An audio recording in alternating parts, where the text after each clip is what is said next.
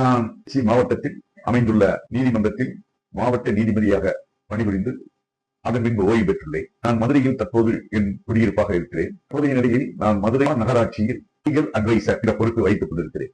கண் சம்பந்தமாக அறுவை சிகிச்சை செய்வதற்காக மதுரையில் சில மருத்துவர்களை நாடினேன். அப்போது திருச்சியில் உள்ள என் நண்பர் வெங்கட்ராமன் மதுரையை விட திருச்சியில் உள்ள ஐகிஷன் என்ற மருத்துவமனை இருக்கும் என்று சொன்னார். திருச்சியில் உள்ள அனைத்து மருத்துவமனைகளுமே நோய்களுக்கு சிறந்த முறையில் சிகிச்சை அளிப்பவர் என்ற நல்ல நோக்குடன் நான் டாக்டர் சிபு வர்கி அவர்களை வந்து பார்த்தேன். மருத்துவமனைக்கு உள்ளே வரும்போது செக்யூரிட்டி முதல் அன்புடனும் கனிவுடனும் வாருங்கள் ஐயா, மெதுவாக செல்லுங்கள் என்று சொல்லிவிடும். ரிசப்ஷனுக்கு வந்தவுடன் ரிசப்ஷன் இருப்பவர்கள் கனிவுடன் என்ன வேண்டும், உங்கள் பெயர் என்ன, என்ன நோய், எதற்காக பார்க்க வேண்டும் என்று கேட்ட பதிவு என்னை ரொம்ப சந்தோஷத்தில் ஆக்கியது.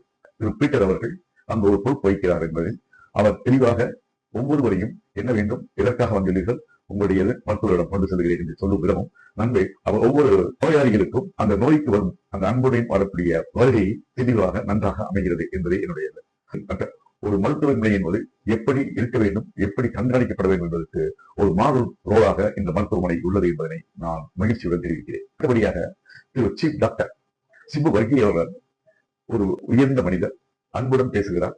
ஒரு நீதிபதி என்பது மட்டுமல்ல, அனைத்து நோயாளிகளுக்கும் அவர் பேசும் விதமும் சிகிச்சை முறையும் நிச்சயமாக மற்றவர்களுக்கு ரொம்ப ஆரோக்கிய உணர்வையும் சிகிச்சையின் பலனையும் கொடுப்பதாகவும் அமைகிறது. எனவே இவ்வகையான மருத்துவமனையில் மருத்துவம் செய்யும் சிறந்த டாக்டர் சிபு வர்கி அவர்களை மனமாற வாழ்த்துகிறேன். மருத்துவமனையின் ஊழியர்களும் நல்ல பயனுள்ள தொழிலை செய்கிறார்கள், பொதுமக்களுக்கு உபயோகமாக நடத்துகிறார்கள் என்பதனை நான் அறிந்து அவர்களையும் வாழ்த்துகிறேன்.